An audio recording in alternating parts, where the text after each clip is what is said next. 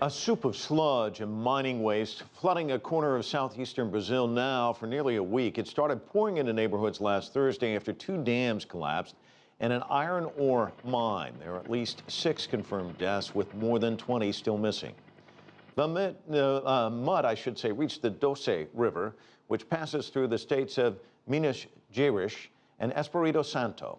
Cities up to 300 kilometers downriver are cutting off drinking water supplies until the danger of contamination passes. One of the mine's owners offered this message of reassurance. The people of Brazil, the people of Mariana, have my absolute determination that we will fully play our part in helping to rebuild your homes, your community, and your spirit.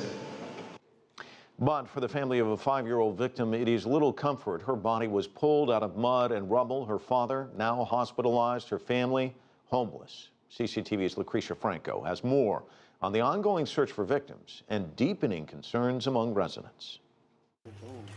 Hundreds of firefighters are taking part in the search effort, but hopes are fading after 2 iron ore waste dams collapsed last Thursday in the mining state of Minas Gerais, flooding towns with red mud and cutting off drinking water in cities as far as 300 kilometers away.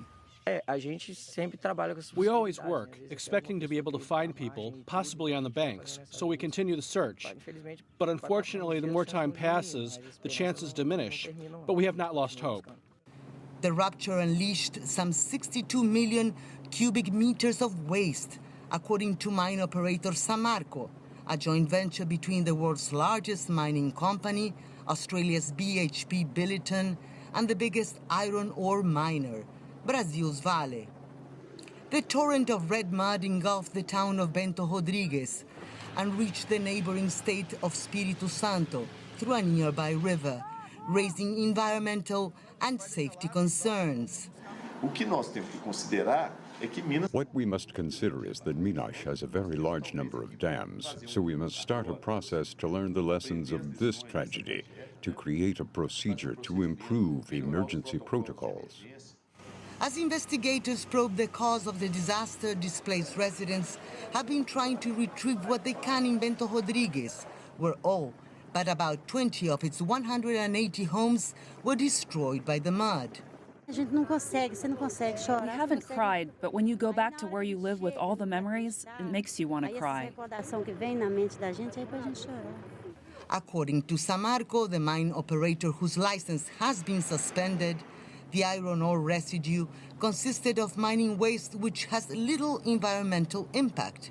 But others worry the mud poses a health risk. Alfonso Stefanini, an independent environmental consultant, says the spill will impact the ecosystem for many years, maybe permanently. But what we do know is this mud is going down the river, it's going to start having effects on microorganisms, and soon enough that's going to start having an effect on the food chain, it's going to have effects on the flora and fauna, and eventually that's going to have impacts on people as well. The dam breach is believed to be the largest spill of its kind, and the cost is expected to be high in terms of compensation to the victims, environmental cleanup, and to the mine itself, which accounted for 1/5 of global exports of iron ore pellets. Lucrecia Franco, CCTV, Rio de Janeiro.